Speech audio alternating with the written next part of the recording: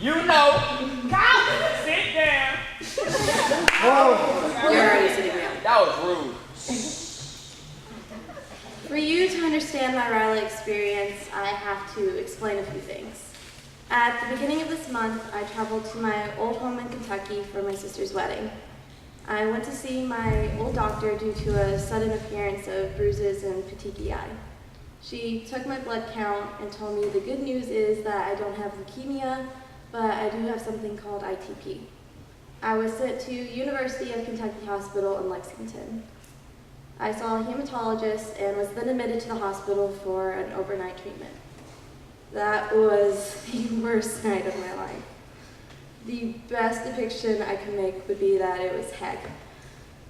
When I came back to Louisiana, I saw a new hematologist and had scheduled blood draws every few days. It was the week before RYLA that my levels dropped again. I was sent to Lafayette for over 3 days receiving treatments and a blood transfusion. Every doctor and nurse could tell you how excited I was for RYLA. I can honestly say that my high expectations were exceeded beyond my wildest imagination.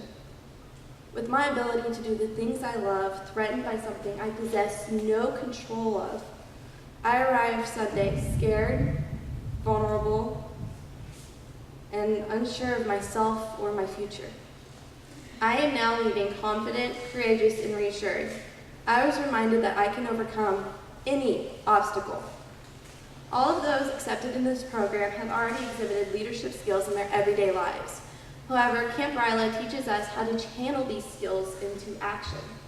They taught us lessons that most people don't learn without years of real-life experience. One of the first lessons is that failure is giving up, not the number of times a plan doesn't work. One of the challenges this week was rafting.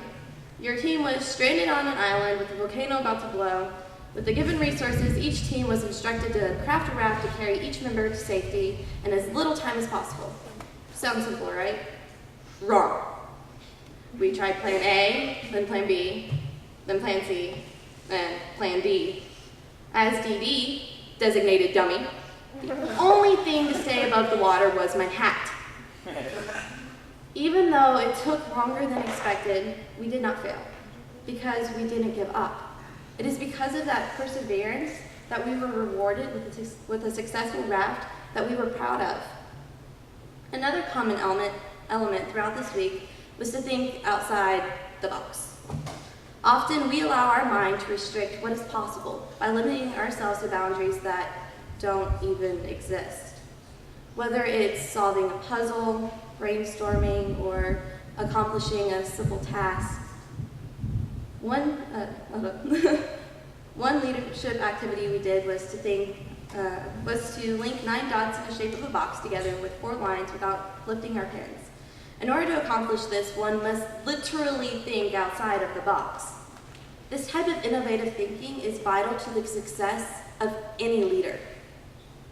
Lastly, I believe full-heartedly that each camper learned not only the value of a team, but the skills needed to be a productive member of one. This week we started as strangers, then became acquaintances, then friends, and now we're a family. A dysfunctional family, yet a family nonetheless. That's bonded so closely that leaving our new family will bring tears from all of its members when the time to leave comes. No more was this exhibited than at the ropes course. With this scheduled at the end of the week, we had already learned new skills needed to be a leader. The ropes course was designed to challenge what we learned individually. Fear was not absent when asked to jump off a pole or climb a tower, yet I was amazed at the courage shown by individuals confronting their fears. However, even though I'm an adrenaline junkie, my favorite and most treasured moment was watching someone I am blessed to call a friend climb the rock wall. It is the epitome of everything we learned at this camp.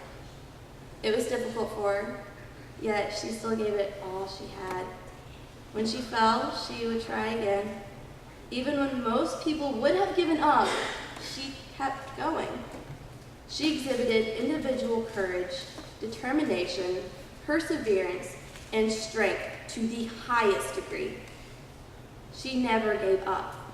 I am so proud of her, and I can only hope that one day when I'm climbing my own wall, that I have an ounce of that perseverance. What was just as amazing to be a part of was cheering her on from the bottom. Even though this was designed to challenge the individual, there was a support system at the bottom, encouraging and offering instruction. We were there for her and always will be.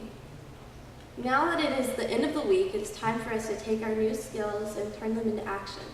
It's time to go back to the real world, and even though the bug bites, scratches, and sunburn won't last, the memories and the lessons will never be forgotten.